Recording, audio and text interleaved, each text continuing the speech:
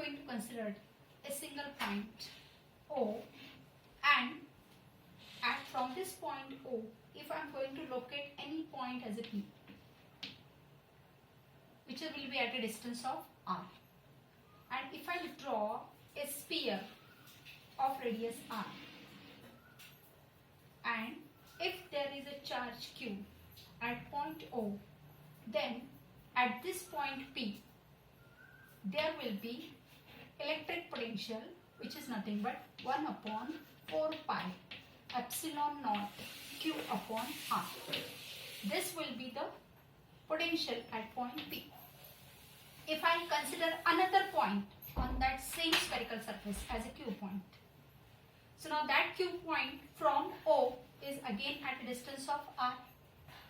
So I can say that VQ, which is equal to nothing but VQ, meaning is what? Electric potential at point Q due to charge plus Q. This will be 1 upon 4 pi epsilon naught Q upon R. If we are concentrated on formula of Vp and Vq, you can say that this Vp is exactly equal to Vq. So potential at P point is equal to potential at Q point. Therefore, this P point and Q point are to be called as an equipotential point. Like that manner, I can mark number of points as a S, R. Now this S point from charge Q is again at a distance of R. R point is also at a distance of R from plus Q charge. Means potential at S is equal to potential at R must be equal to potential at Q must be equal to potential at P. Means now this spherical surface which will be passing through PQRS point, all the points are equidistant from charge Q. Therefore, potential at all these points along the circumference will remain same. Then that surface, PQRS surface, is to be called as your equipotential surface. So equipotential surface means what? The surface where all the point must have a equal potential. That surface is to be called as your equipotential surface. Now, for this equipotential surface, I can consider one more concept. That is, if I am considering charge Q, which will be located at point P. If I draw four sphere whose radius is nothing but R1. So all the points which lie on the circumference of this sphere having radius R1, all the points are to be called as a equipotential point. So this surface I can say as a first equipotential surface. If I draw the second sphere whose radius is nothing but R2. So now all the points which will lie along the circumference of second sphere having radius R2 are also equipotential point, and that surface I am going to call it as a second surface, second equipotential surface. Your first equipotential surface is of radius R1, second equipotential surface of radius R2. If you are considered here, your R1 is less than R2, and you are knowing that your potential is inversely proportional to R. Means I can say that potential of surface having radius R1 must be greater than potential of surface having radius R2. Means as we go away from charge, the potential of that surface will goes on decreasing. This is nothing but the second important point under the concept equipotential surface. Now, if we consider that there is a uniform electric field. Now, uniform electric field means what? These parallel lines will indicate the uniform electric field. And in this uniform electric field, if I draw the number of planes like this number. This is my first plane. Here will be my second plane. I can draw a third plane. And somewhere your charge will be here. Due to that, we are getting this uniform electric field. So now this first surface, I can say its potential is V1. This is the second surface whose potential is V2. This is the third surface whose potential is V3.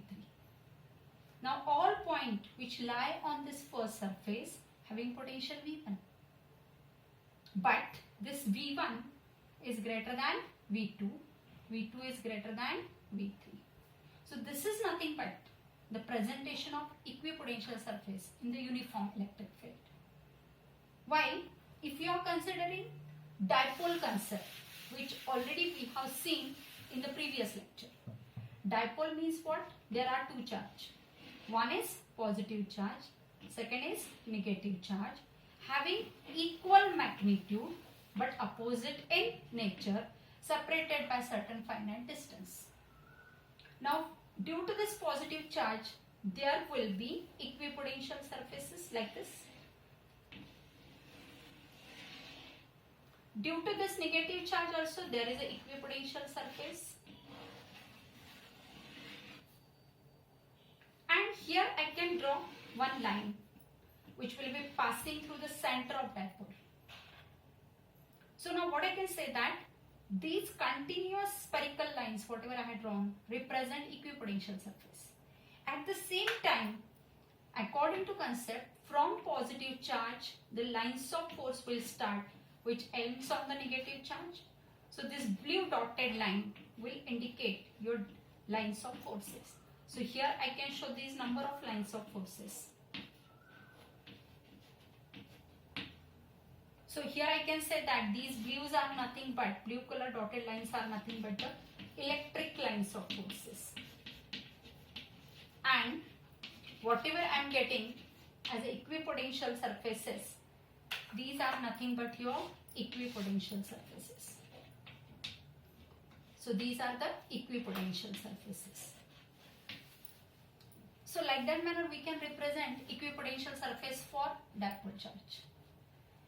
But if I am considering two unlike charges, so if I am going to consider these two unlike charges, so for that two unlike charges, I can draw these equipotential surface in the manner. So I can consider this is one positive charge, here is another positive charge. Here I can say these are the equipotential surfaces.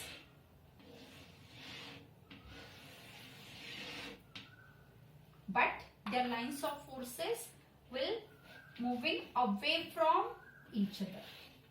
So these will represent your lines of forces. These blue color lines will indicate your lines of forces. So now I can get it here. This equipotential surface I can draw in this manner. So this will represent your equipotential surface. So this is the difference in the dipole equipotential surface and like charges equipotential surface. Now in this equipotential surface, if I am saying here are the 2 points, one is point P, another is point as a Q. So this P point and Q point lies on the same surface. So if I am saying that work done to bring charge from P to Q, this work done through a displacement dx. So this work done will be 0. How? I can say that work done is equal to vector F dot vector dx.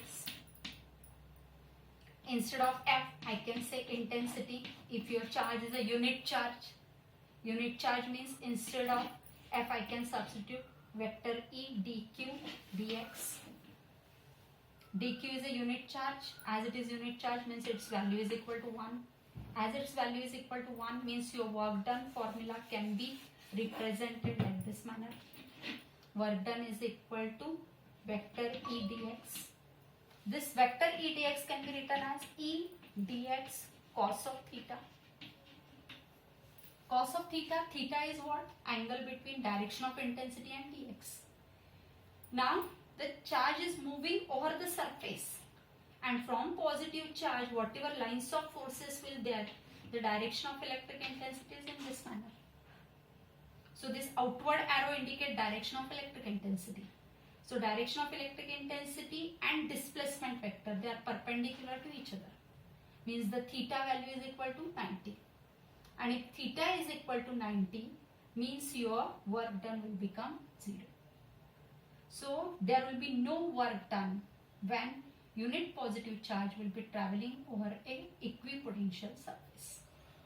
Same thing I can show in the another diagram here. If I am saying that here is your plus charge Q. From plus charge Q, these are the lines of forces which will be traveling outward. And here I have drawn this surface, equipotential surface. And over this equipotential surface, this is your displacement vector and your direction of electric intensity is outside. So direction of electric intensity and displacement vector, they are perpendicular to each other. As they are perpendicular to each other, means your work done equation will become E dot ds, which is equal to E cos theta, E dx cos theta. Theta is 90 degree. So your work done will be become as a 0. So over the equipotential surface, always work done will be become as a 0. So this is nothing but your concept of your equipotential surface. Thank you.